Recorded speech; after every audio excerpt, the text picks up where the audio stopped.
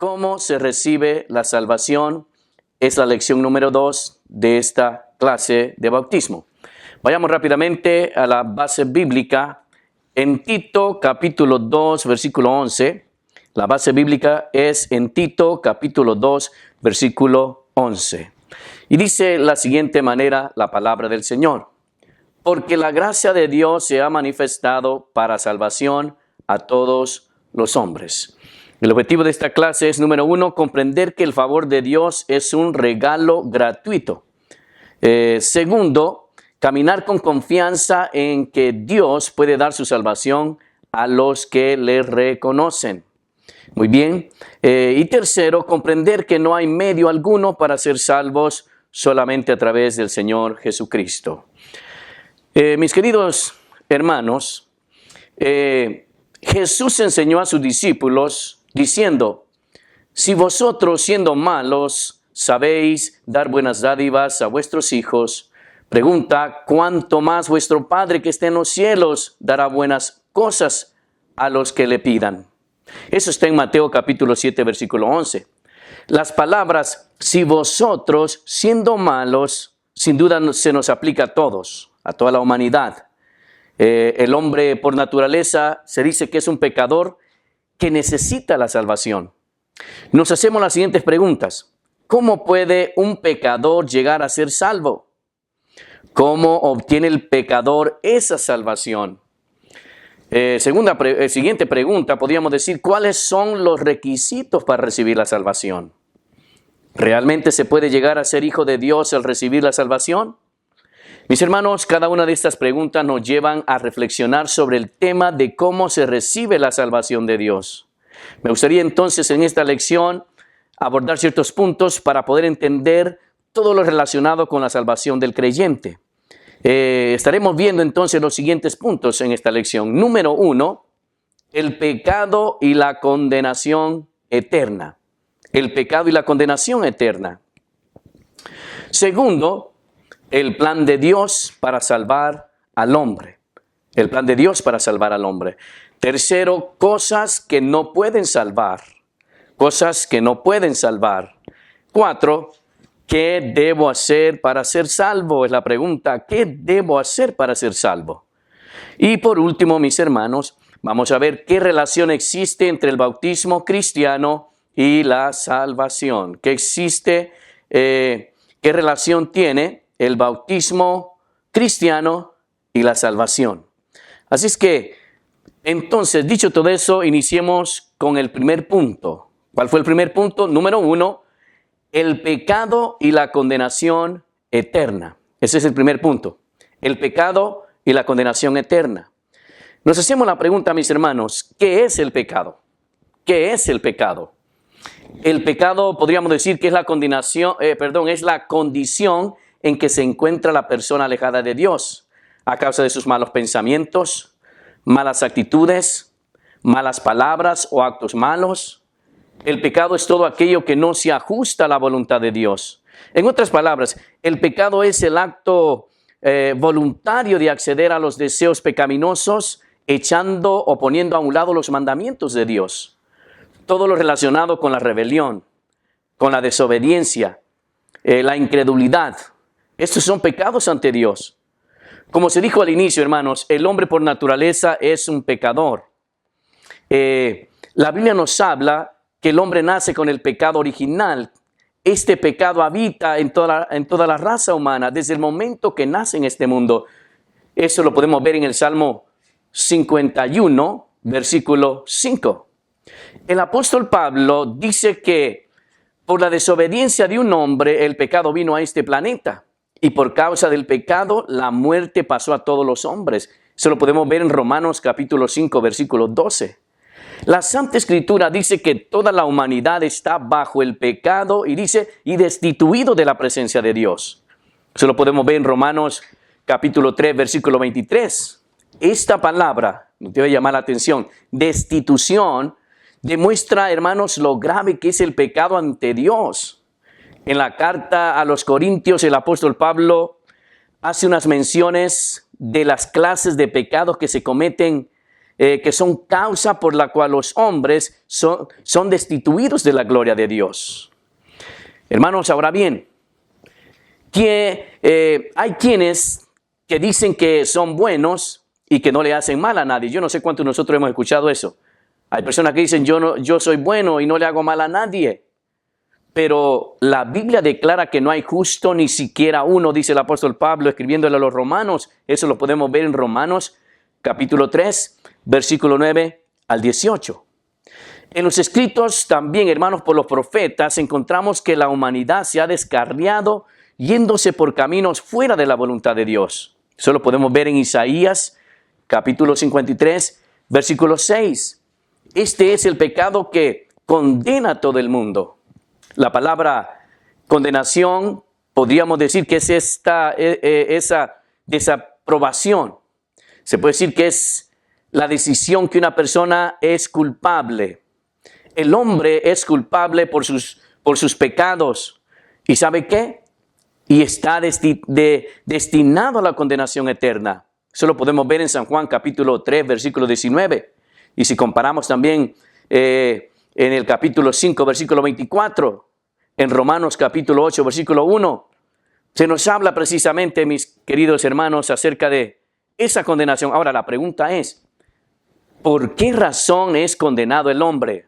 Se ha hecho la pregunta, ¿por qué razón es condenado el hombre? Podríamos decir que la respuesta sería la siguiente, porque Dios, siendo santo y justo, se ve obligado a castigar a los pecadores por sus maldades. Eso lo podemos ver en Génesis capítulo 6, versículo 7 como ejemplo. Todas las personas que vivieron en el tiempo de Noé, dice la Escritura que era de continuo solamente al mal y Dios tuvo que raer de la tierra a toda esa generación. Eso lo podemos ver también, mis hermanos, en Sodoma y Gomorra. Eso está en Génesis capítulo 18, versículo 20, Génesis capítulo 19, versículo 24 y 25. Ahí se nos habla que Dios tuvo que castigar a esta generación, a estas personas, por causa de la maldad, por causa de sus pecados. Dios tiene que castigar a la persona, en este caso a los hombres, por sus pecados.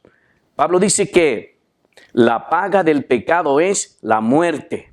Romanos capítulo 6, versículo 23. Ahí puede encontrar esa cita bíblica. La verdad es que todos nosotros, mis hermanos, merecíamos el infierno. Mateo capítulo 23, versículo 33.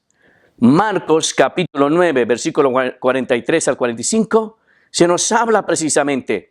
Ese lugar no fue hecho para los hombres, pero ya que el hombre en su pecado continúa desechando a Dios, continúa en su pecado, mis hermanos, entonces su final es la condenación eterna.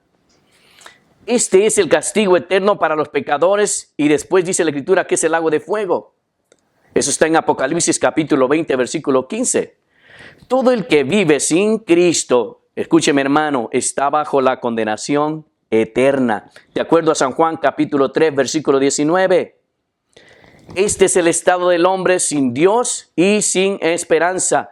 El hombre que vive en su pecado se encontrará al fin del día, como se dice, con la condenación eterna. Mis hermanos, quiero hacerle una pregunta ahora, para ver cuánto usted ha aprendido en este primer punto. Pregunta número 1. De acuerdo con la lección, ¿qué es el pecado? Esa es la pregunta. ¿Qué es el pecado? Respuesta, se puede decir, hermano, que dijimos, el pecado es la condición en que se encuentra la persona alejada de Dios a causa de sus malos pensamientos, malas actitudes, malas palabras o actos malos. Esa sería la respuesta. Pregunta número 2. ¿Quiénes merecen la condenación eterna? ¿Quiénes merecen la condenación eterna? Respuesta. La verdad es que todos nosotros merecíamos la condenación eterna, es decir, el infierno. Esa sería la respuesta. Muy bien, ya vimos el pecado y la condenación eterna. Ahora pasemos al siguiente punto de esta lección. Segundo punto, el plan de Dios para salvar al hombre. El plan de Dios para salvar al hombre. Para iniciar, pensemos en las siguientes preguntas. ¿Será que un pecador puede ser salvo? ¿Cómo puede ser que Dios, siendo tan santo y puro, puede perdonar a una persona que tanto le ha ofendido, ha blasfemado contra él, ha hecho tanto mal? Esa es esta pregunta. Estas son preguntas, hermanos, que deben de ser respondidas con la Santa Escritura, con la Santa Palabra de Dios. Así es que veamos lo que nos dice la Biblia concerniente, hermanos, a ese plan que Dios ha diseñado para resolver este problema del pecador. Recordemos que todos los hombres y mujeres han participado de pecados desagradables ante los ojos de Dios, tales como, podríamos mencionar, la idolatría, adulterios, fornicaciones, hechicerías, pleitos, celos y malos pensamientos, y podríamos decir la lista sin fin. Estos pecados nos separan de la santidad de Dios. Eso está bien claro. Estos pecados, lo vuelvo y repito, estos pecados nos separan de la santidad de Dios. ¿Por qué? Porque Él es santo, Él es puro, Él es limpio. Él no se goza en la maldad, en el pecado de los hombres. Hermanos, a pesar de ser pecadores en extremo, Dios, hermanos, en su grande amor, demostró de verdad ese amor, hermano, voluntariamente él amó a todos los hombres. Voluntariamente Dios quiso salvar a los hombres de sus pecados. Dios no dejó al hombre hundido en la miseria de su pecado, sino que diseñó un plan para la salvación de él. Escuche lo que dice la Escritura. La Escritura nos muestra ese gran amor de Dios por la humanidad. Dios no quiere que nadie, hermano, se pierda, sino que todos vengan, ¿qué? Al plan de la salvación de Dios. Por ejemplo, nosotros podemos ver ese diseño del plan de la salvación de los hombres en San Juan capítulo 3, versículo 16. Un texto de hecho que es muy reconocido y que todo cristiano lo debe de saber aún de memoria. Pero note lo que dice la santa palabra del Señor. El apóstol Juan dice en San Juan capítulo 3, versículo 16, lo siguiente: porque de tal manera amó Dios al mundo, que ha dado a su Hijo unigénito, para que todo aquel que en Él cree no se pierda, mas tenga vida eterna. Note lo que dice: Dios amó ¿a quién? Al mundo, es decir, a toda la humanidad. Ahora, ¿cómo lo demostró ese amor? Dice que Él, Dios, envió a su Hijo amado Jesús, que es lo más preciado que Él tenía, mis hermanos. Dios Padre demostró su profundo deseo de salvar a cada hombre y a cada mujer de este mundo, a pesar de que nosotros estamos en esos delitos y pecados, según Efesios capítulo 2, versículo 1. A pesar de esto, hermanos, a Dios no le impidió seguir amándonos para salvarnos. La Santa Escritura dice que Cristo mismo llevó, dice, nuestros pecados en su cuerpo sobre el madero. Eso está en 1 de Pedro capítulo 2, versículo 24. Recordemos que Jesús es el Cordero que quita el pecado del mundo. No es que lo cubre, sino que lo quita. Él se los lleva. ¿Sí? Dice la Escritura que Él se dio en sacrificio vivo delante del Señor para darnos, ¿qué? A nosotros, la humanidad, para salvarnos, para perdonarnos, para quitar nuestros pecados. Era necesario el sacrificio de Cristo, de acuerdo a Mateo capítulo 26, versículo 28. Mis hermanos, la Escritura nos dice que el Señor Jesucristo tomó sobre su cuerpo nuestras maldades y el castigo que merecíamos todos los pecadores. ¿Cuál es el castigo? La ira de Dios. En la cruz del Calvario, es decir, el Gólgota, Cristo fue castigado por nuestros pecados, pagó el precio de nuestras deudas con su muerte. Este es el sacrificio que hizo posible la salvación de todos los hombres, de todos los pecadores. Este fue y es el plan de Dios para salvar al hombre. Eso es de acuerdo a Romanos capítulo 5, versículo 8. Le pregunto, ¿ya está usted dentro de este plan de la salvación que Dios ha diseñado para todo el mundo? ¿Ya es usted parte de esta salvación de Dios? Déjeme decirle algo. No hay otro diseño del amor de Dios para los hombres como el que nos ha demostrado enviando a su Hijo Jesucristo. En Él está nuestra esperanza. En Él si ponemos la fe y nuestra confianza en Él, mis hermanos, entramos en el diseño de la salvación de Dios. Muy bien, ahora le voy a hacer unas preguntas, a ver cuánto usted ha obtenido en este segundo punto. Número 1, ¿qué nos dice Juan capítulo 3 sobre el amor de Dios para con el mundo? Puede usted citarlo, puede decirlo de memoria. Y la respuesta sería, lógicamente, en Juan capítulo 3, versículo 16, porque de tal manera amó Dios al mundo, que ha dado a su Hijo unigénito para que todo aquel que en Él cree no se pierda, mas tenga vida eterna. Esa sería la respuesta. 2, a pesar de nuestras maldades, la pregunta es, ¿sobre quién cayó el castigo de nuestros pecados según el apóstol Pedro? Esa es la pregunta, a pesar de nuestras maldades, ¿sobre quién cayó el castigo de nuestros pecados según el apóstol Pedro? La respuesta sería, cayó sobre Jesús.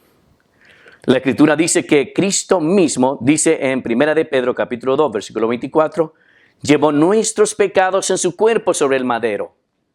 Entonces el pecado nuestro cayó sobre Jesús, el Hijo de Dios. Esa sería la respuesta.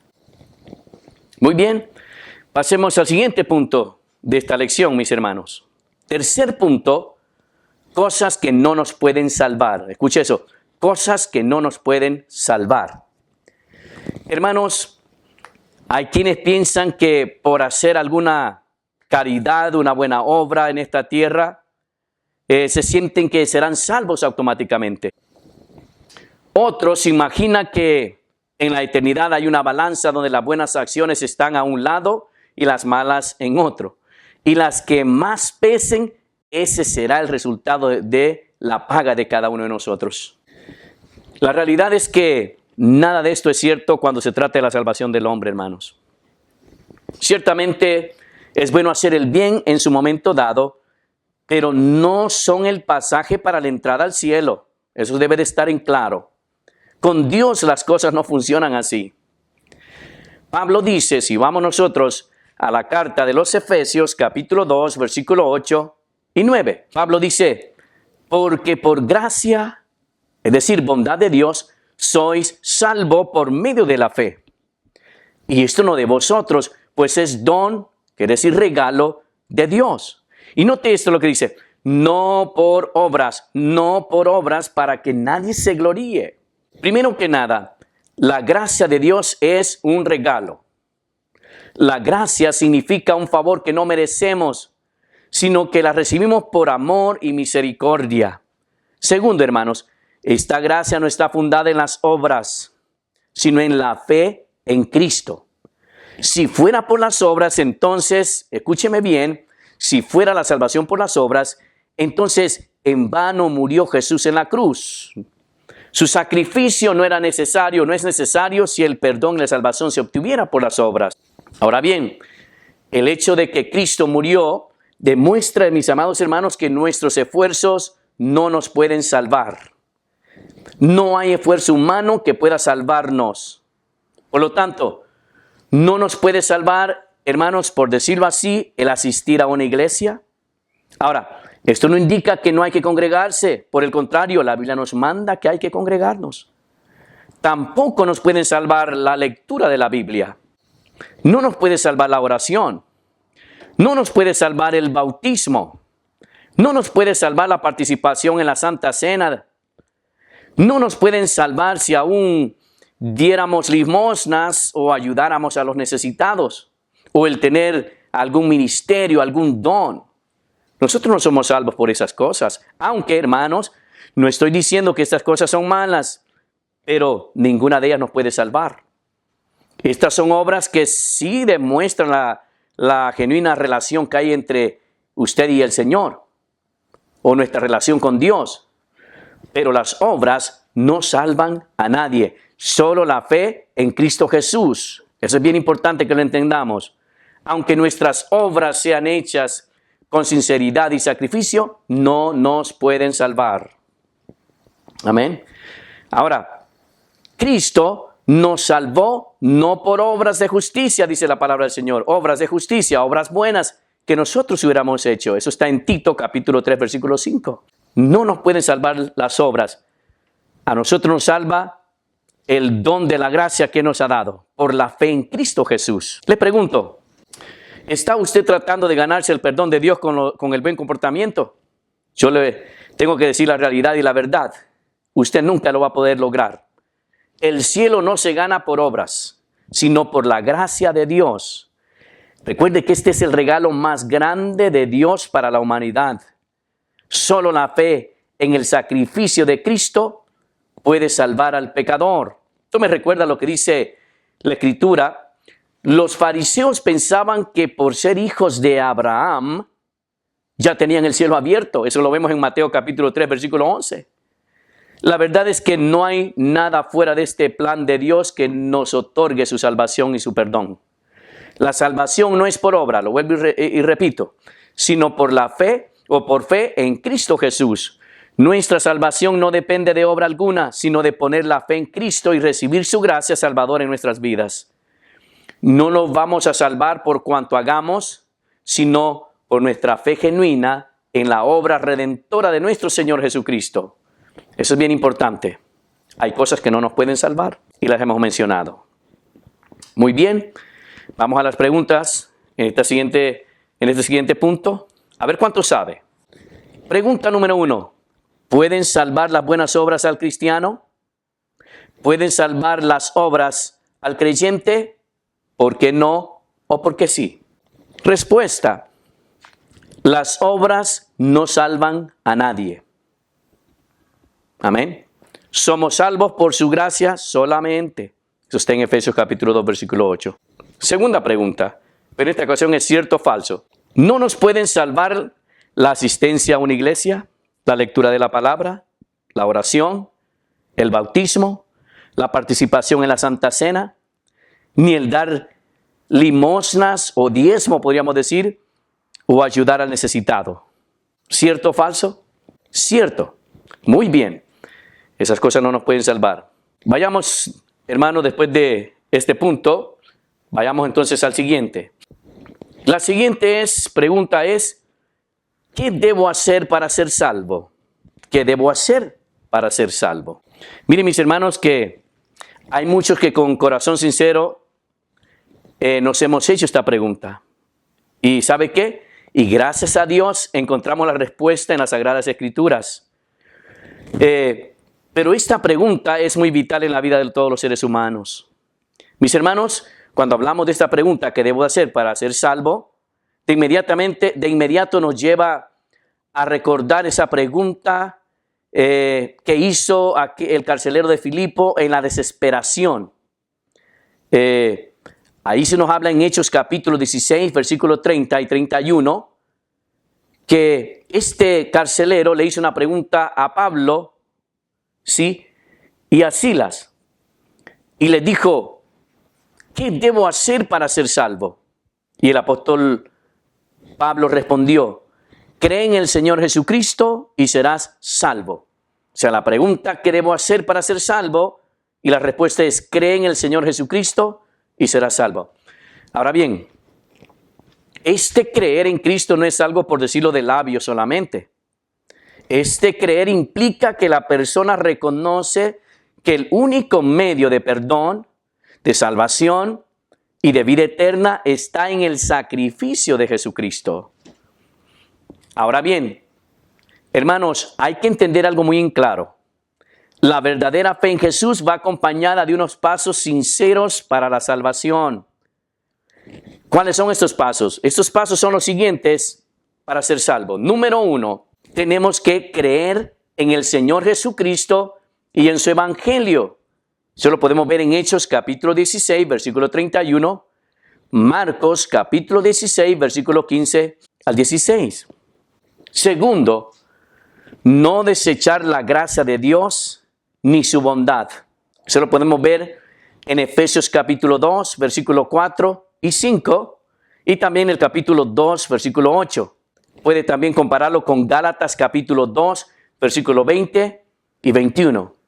Tercero, recibir al Señor Jesucristo en su corazón es otro paso para la salvación. Eso de acuerdo a San Juan capítulo 1, versículos 12 y 13. También se puede ir a San Juan capítulo 14, versículo 23 y a Gálatas capítulo 4, versículo 6. 4, paso, es invocar el nombre de Jesús. Romanos capítulo 10, versículo 13 y 14, ahí se encuentra esa cita bíblica. Usted puede ir allí y verlo. Quinto, hermanos, quinto paso, arrepentimiento sincero. Arrepentimiento con toda sinceridad. Eso lo podemos ver en Marcos capítulo 1, versículo 14 y 15. También podemos ir al libro de los Hechos, capítulo 3, versículo 19.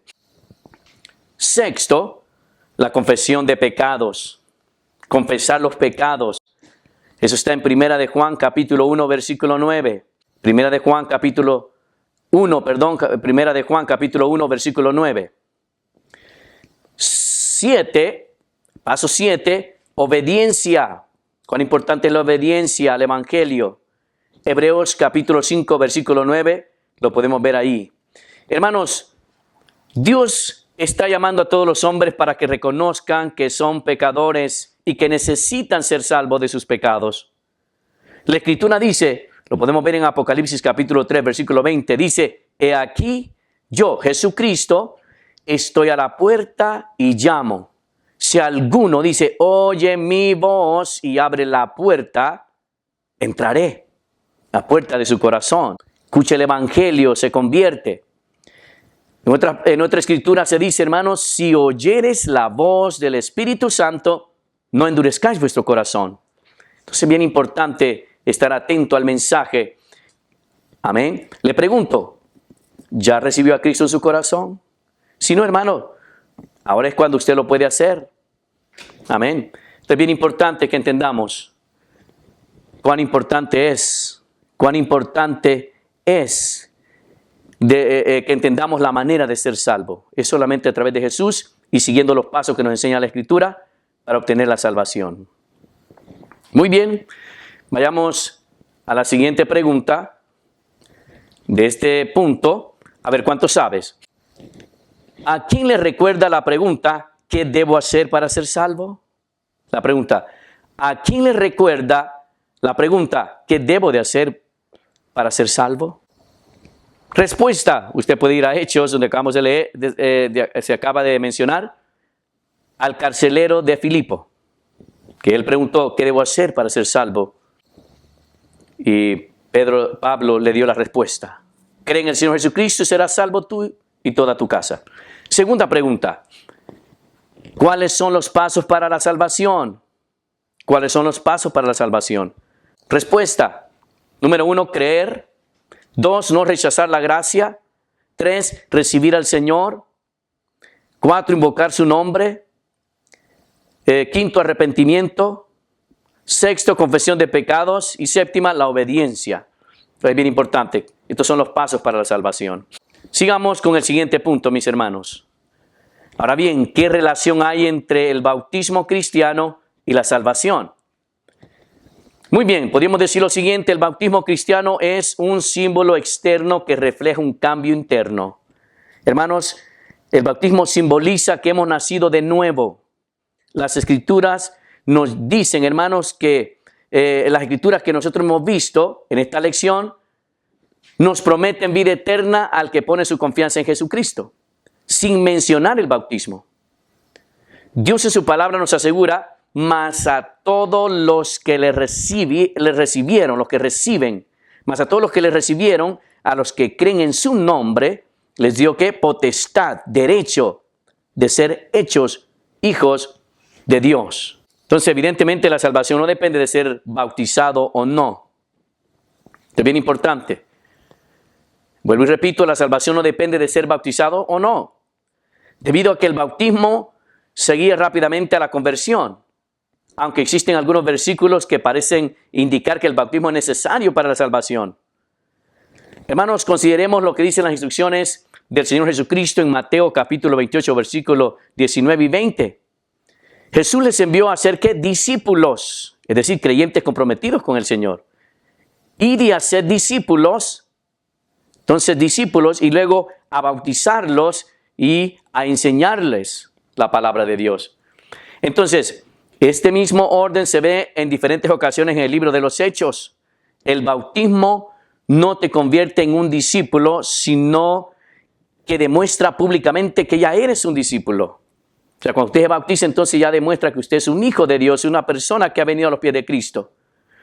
Muy bien, si la salvación dependiera del bautismo, no habría esperanza para el que no encuentre quien le bautice, o aquel que esté muriendo sin poder bautizarse, hermanos. Y si fuera que el bautismo salvara, entonces, hermanos, el apóstol Pablo se hubiera interesado por bautizar más seguido a los discípulos de Cristo.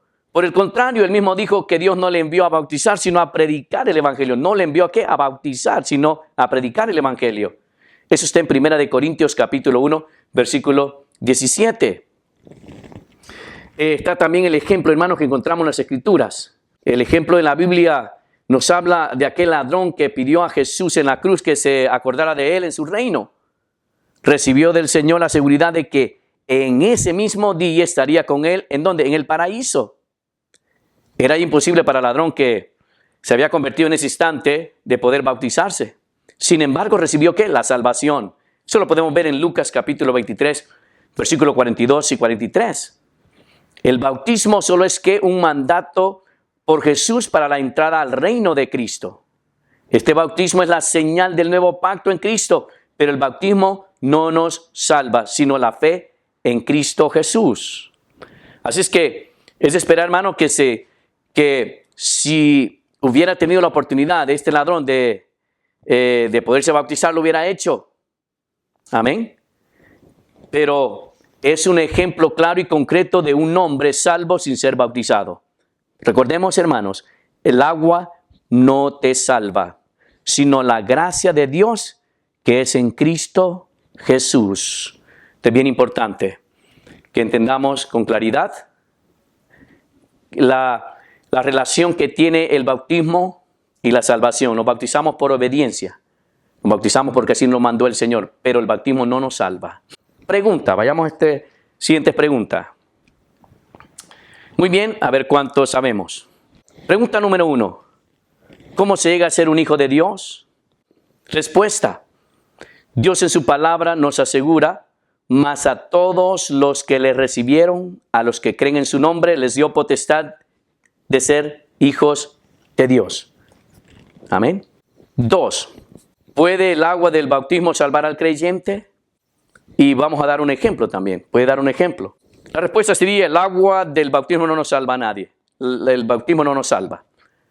El ejemplo ha sido el ladrón en la cruz. Él no se bautizó, pero fue invitado al paraíso al creer en Jesús el Cristo. Entonces, bien importante. En resumen, mis hermanos, el tema que hemos estudiado hoy fue cómo se recibe la salvación. Dentro de este estudio pudimos ver, número 1, el pecado y la condenación eterna. Segundo, el plan de Dios para salvar al hombre. Tercero, cosas que no pueden salvar. Cuarto, ¿qué debo hacer para ser salvo?